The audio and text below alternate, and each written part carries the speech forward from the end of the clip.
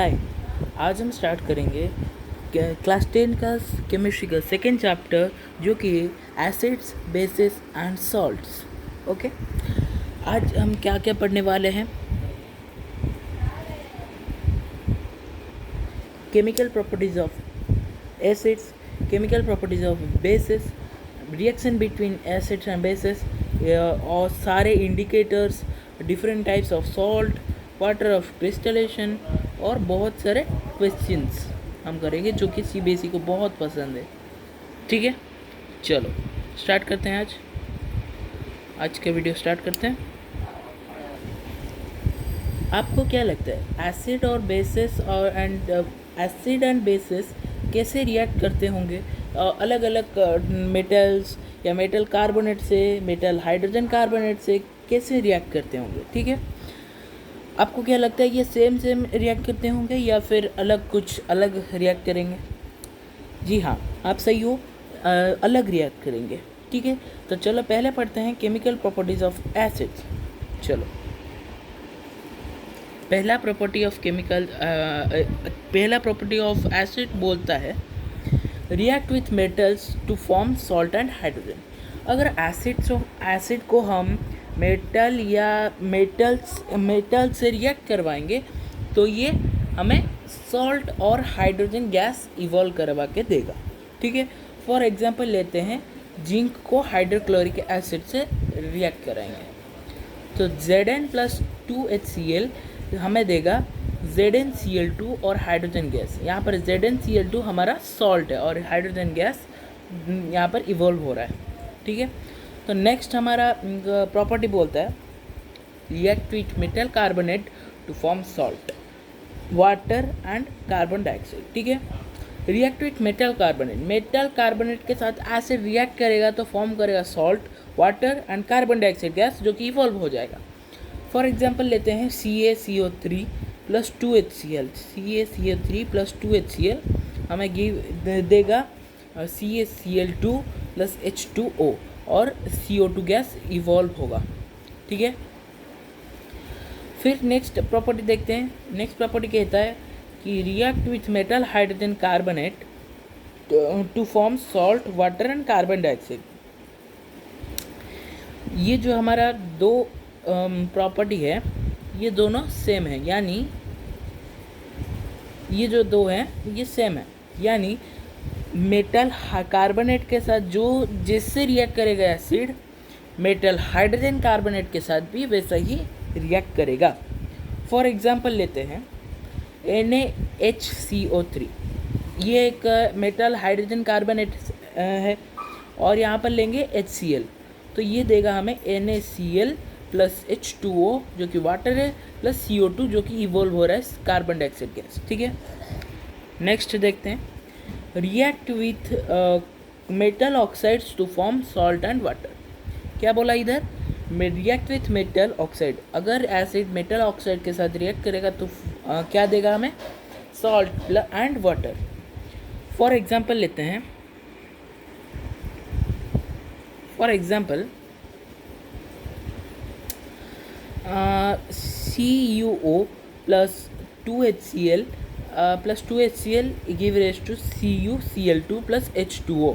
यहाँ पर CuCl2 एक सॉल्ट है।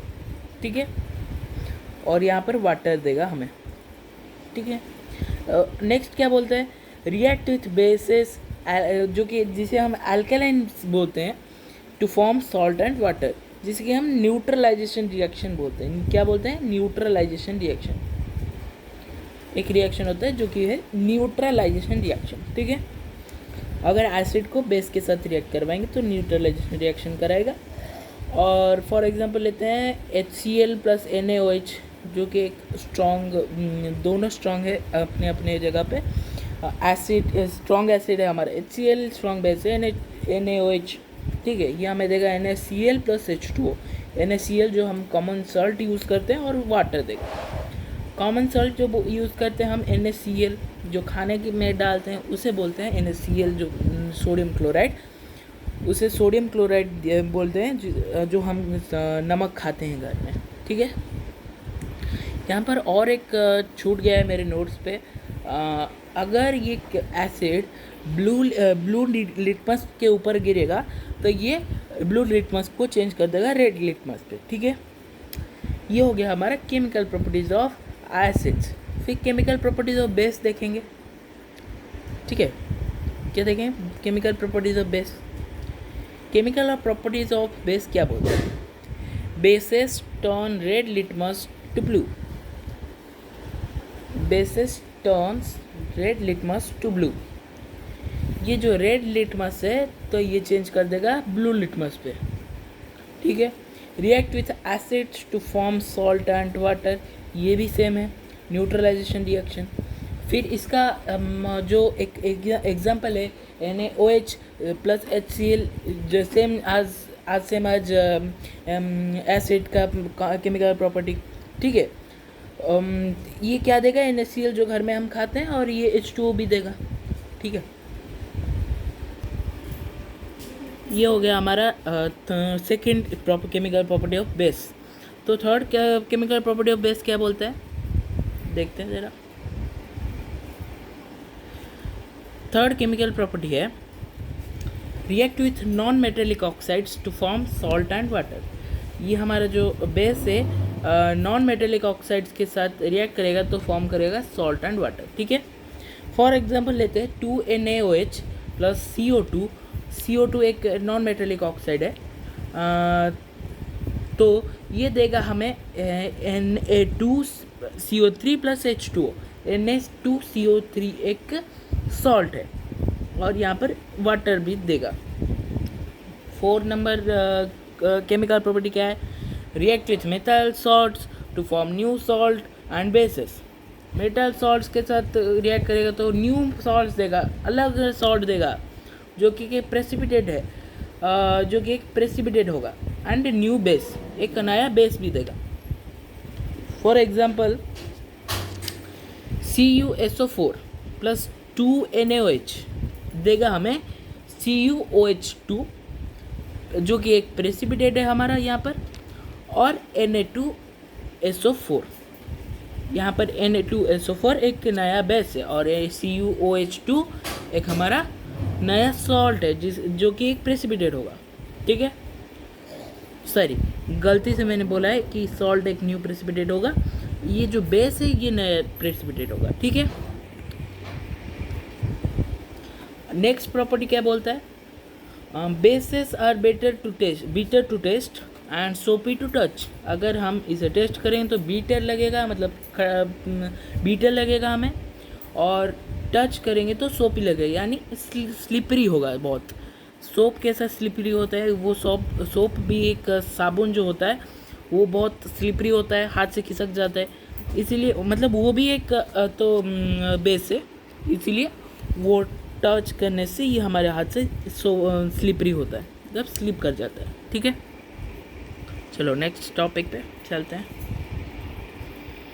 Common properties of acids and base. Common property क्या बोलता है? चेंज द कलर, एक सेकेंड रुकिएगा, चेंज द कलर, कलर को चेंज करेगा बेटा ऑफ इंडिकेटर्स। यहाँ पर हम इंडिकेटर्स बाद में पढ़ेंगे, मैं बस बोल देता हूँ अभी। इंडिकेटर्स आप याद रखिएगा, इंडिकेटर्स का कलर चेंज करता है। फॉर एग्जांपल इंडिकेटर्स हमारे एग्जांपल क्या होंगे? लिटमस हो गया, पीएच पेपर्स हो गए, उसका कलर चेंज कर देगा।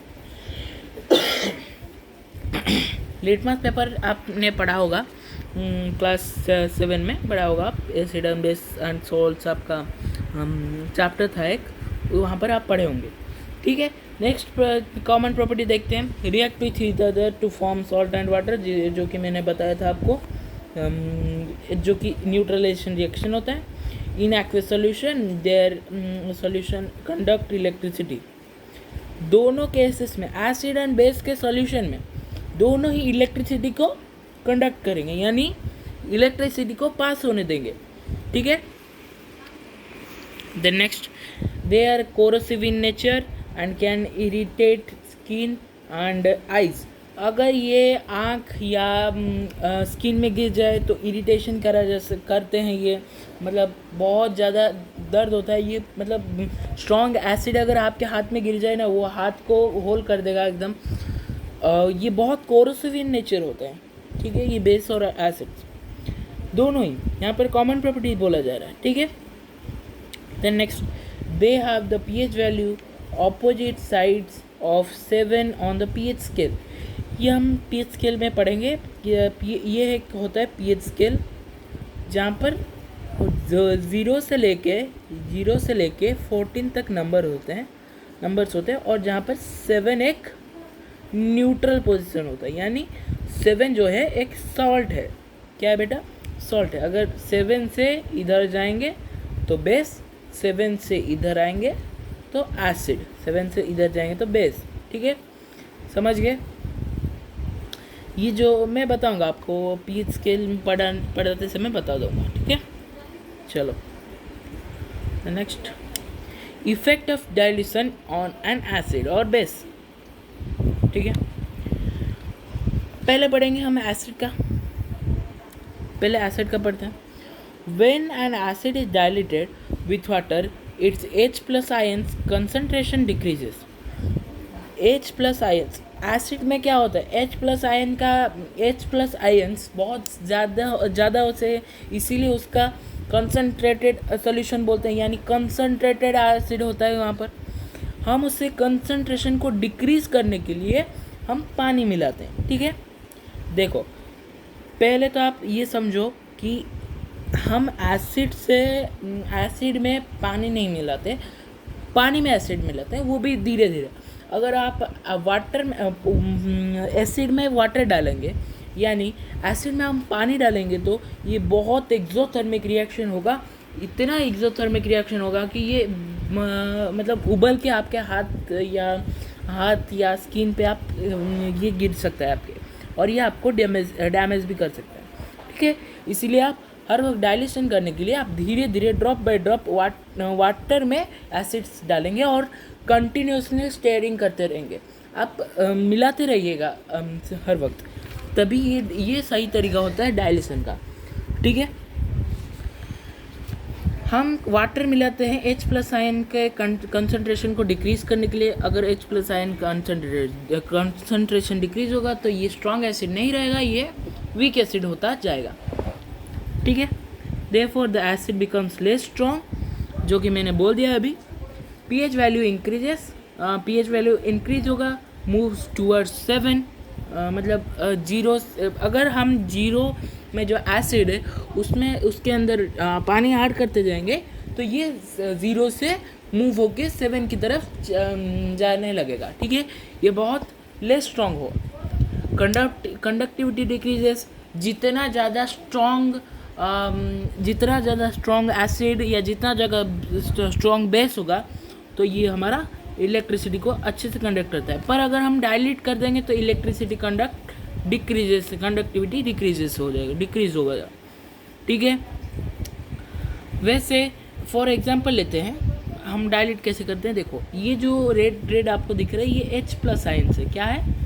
H+ आयंस, ये सारे H+ आयंस है। वाटर ऐड करने के बाद हमारा H+ आयंस बहुत लेस हो चुके हैं।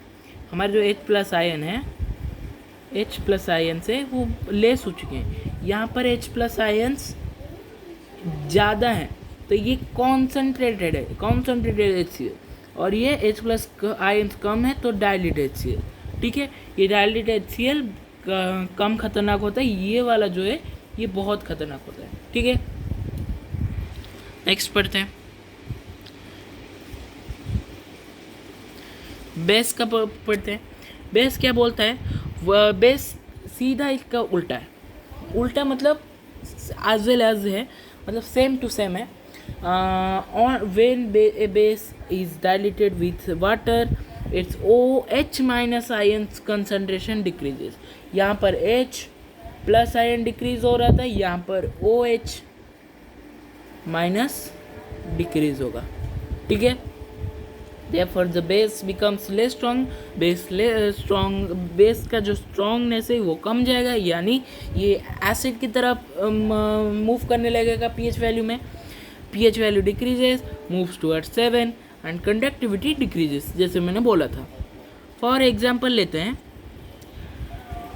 हम NaOH को डायल्यूट करेंगे. तो यहाँ पर जो ब्लू कलर आपको दिख रहा है, ये जो आपको ब्लू कलर का एटम्स दिख रहे हैं, ये AOH माइनस एटम्स है. अगर यहाँ पर OH माइनस एटम्स हाई हैं, यानी कंसनट्रेटेड है, कंसनट्रेटेड NaOH. यहाँ पर OH माइनस कंसनट्रेशन लो है, यानी डायलेट NaOH. ठीक है, यहाँ पर ब्लू कलर का मतलब है OH माइनस आयंस. ठीक है, चलो नेक्स्ट पढ़ते हैं. इन शॉर्ट हम बोल सकते हैं कि dilution reduces the strength of both acids and basis, therefore the pH value moves towards 7. Neutral होने के लिए डाइल्यूट हम करते हैं. ठीक है, चलो नेक्स्ट पढ़ेंगे हम वाटर ऑफ क्रिस्टलाइजेशन. ये मैंने आपको शॉर्ट नोट दिया है कि हम इसे ज़्यादा भी कर सकते थे, पर मैं शॉर्ट नोट आपको दूंगा. Some salts contain a fixed number of water molecules in their crystals. ठीक है, these water molecules are called water crystallization. कुछ salts में एक fixed number of water molecule रहता है in the form of crystals, जिसे हम बोलते हैं water of crystallization. On heating, the water of crystallization is lost and the anhydrous salt is formed. एक anhydrous salt एक फॉर्म हो जाएगा, बन जाएगा एक anhydrous salt. ये आपको एक टेबल दिखेगा, ये आपको एक टेबल दिख रहा होगा अभी. ठीक है, एक सेकेंड में सेट कर देता हूँ आपके लिए. ये आपको एक टेबल दिख रहा होगा. ये है हाइड्रेटेड सॉल्ट. ये जो मैंने एग्जांपल्स लिए हैं, ये हाइड्रेटेड सॉल्ट से मैंने 4 एग्जांपल लिए हैं. Copper 2 sulphate pentahydrate, baking soda जो कि एक सोडियम हाइड्रोजन कार्बोनेट है, washing soda sodium carbonate decahydrate, और प्लास्टर ऑफ पेरिस जो कि है कैल्शियम सल्फेट हेमीहाइड्रेट. ठीक है, आपको यहाँ पर देख के लग रहा होगा कि ये जो पेंटाहाइड्रेट है, यानी 5 H2O का मॉलिक्यूल्स रहेगा. इसके नाम में ये 5, यानी वाटर ऑफ क्रिस्टलाइजेशन आपको 5 रहेगा. फॉर्मूला आपका आ जाएगा CuSO4 इंटू 5H2O. और ये जो वाटर ऑफ क्रिस्टलाइजेशन, इसमें वाटर ऑफ क्रिस्टलाइजेशन नहीं है. क्यों? क्योंकि यहाँ पर हाइड्रेट का मतलब आपको ट्रिक देता हूँ, यहाँ पर हाइड्रेट का ट्रिक मतलब नेम नहीं है, यानी यहाँ पर वाटर क्रिस्टलाइजेशन फॉर्म नहीं हुआ है, तो इसका वाटर क्रिस्टलाइजेशन नहीं रहेगा. इसका फॉर्मूला रहेगा हमारा NaHCO3. ऑन हीटिंग, इसे अगर हम हीट करेंगे कॉपर 2 सल्फेट पेंटाहाइड्रेट को अगर हीट करेंगे, ये हमें देगा एक वाइट कलर का प्रोडक्ट जो कि है CuSO4 प्लस 5H2O. यूज़ हम करते हैं कहाँ पर? यूज्ड इन एग्रीकल्चर्स में हम यूज़ करते हैं. फिर बेकिंग सोडा को अगर हम हीट देंगे तो आपको पता है ये Na2CO3 plus CO2 plus H2O देगा. और ये हमारा यूज़ होता है इन बेकिंग एंटी एसिड्स. बेकिंग के लिए यूज़ होता है, एंटी एसिड्स के लिए भी यूज़ होता है. वॉशिंग सोडा एक है सोडियम कार्बोनेट डेकाहाइड्रेट, यानी 10 वाटर के मॉलिक्यूल्स रहेंगे. यहाँ पर वाटर क्रिस्टलाइजेशन 10 H2O है. इसका फॉर्मूला है Na2CO3 इंटू 10 H2O. ठीक है, इसे अगर हम हीट करेंगे तो देगा हमें Na2CO3 प्लस 10 H2O. ठीक है, यूज इन क्लीनिंग, जो सॉफ्टनिंग वाटर. ठीक है, मतलब यूज इन क्लीनिंग, यानी क्लीनिंग में करने के लिए जो घर पोंछते हैं, इसे करने के लिए, क्लीनिंग करने के लिए हम इसे यूज़ करते हैं. ठीक है, उसके बाद प्लास्टर ऑफ पेरिस एक ये भी एक हाइड्रेटेड सॉल्ट, ठीक है। प्लास्टर ऑफ पेरिस का केमिकल नेम क्या है? Calcium sulphate hemihydrate. हेमीहाइड्रेट मैंने मतलब आधा H2O मॉलिक्यूल, हेमी यानी आधा, यानी हाफ H2O, ठीक है। इसका फॉर्मूला हो जाएगा CaSO4 हाफ H2O। अगर इसे हम हीट करेंगे तो यहाँ पर हमें दे देगा 2CaSO4 plus H2O। Use in cast modules, ये सारे में यूज होता है हमारा, ठीक है। द नेक्स्ट, ये वाला इम्पोर्टेंट पॉइंट्स टू रिमेंबर, आपको ये पढ़ना है ज़रूर, क्योंकि ये बहुत इम्पोर्टेंट है। ये आपको पूरा समरी के जैसा लगेगा, ये बहुत इम्पोर्टेंट है, आपको पढ़ना है। ये जो मैंने पढ़ा है अभी, इसके बाद आपको ये सारे पढ़ने हैं, इसलिए ये जो इम्पोर्टेंट पॉइंट्स है आपको याद रखने हैं। उसके बाद आपको नेक्स्ट क्लास में दूंगा मैं, क्योंकि इतना ही हमारे में 20 मिनट हो चुका है। तो हमारा जो नेक्स्ट रहा सारा ये मैं आपको नेक्स्ट क्लास में पढ़ाऊँगा, ठीक है। बस आज के लिए बस इतना ही, आपको आज ज़्यादा नहीं पढ़ाऊँगा, हमारा हो चुका है टाइम, 20 मिनट हो चुका है। हम नेक्स्ट क्लास में आपको नेक्स्ट क्लास पार्ट में आपको मैं दे दूँगा एसिड बेसिस एंड सॉल्ट का नेक्स्ट चैप्टर, और इसे मैं आपको कम्युनिटी पोस्ट में डाल दूँगा। माफ़ करना आपको, मैं मतलब पिछले क्लास का केमिकल रिएक्शन एंड इक्वेशंस का chemical reaction equation and reaction का मैं आपको नहीं डाला था, मैं आपको डाल दूँगा कम्युनिटी पोस्ट में, आप कर लेना। इसका भी मैं डाल दूँगा नोट्स, आज जितना पढ़ा है, और आपको नोट्स भी डाल दूँगा। और बस आज के लिए बस इतना ही, थैंक यू, बाय। बस आज के लिए इतना ही। कीप लर्निंग, में हर वक्त बोलता हूँ, keep learning, stay curious and never stop learning, success is yours. अगर आप प्रैक्टिस करते रहेंगे, क्यूरियस रहेंगे और नेवर स्टॉपिंग लर्निंग, यानी कभी पढ़ाई छोड़ेंगे नहीं, तो ये आपका सक्सेस आपका ही होगा। See you in the next lesson. Thank you for watching the video and keep learning, keep growing. Bye bye. Like, say, subscribe, and thank you. Bye.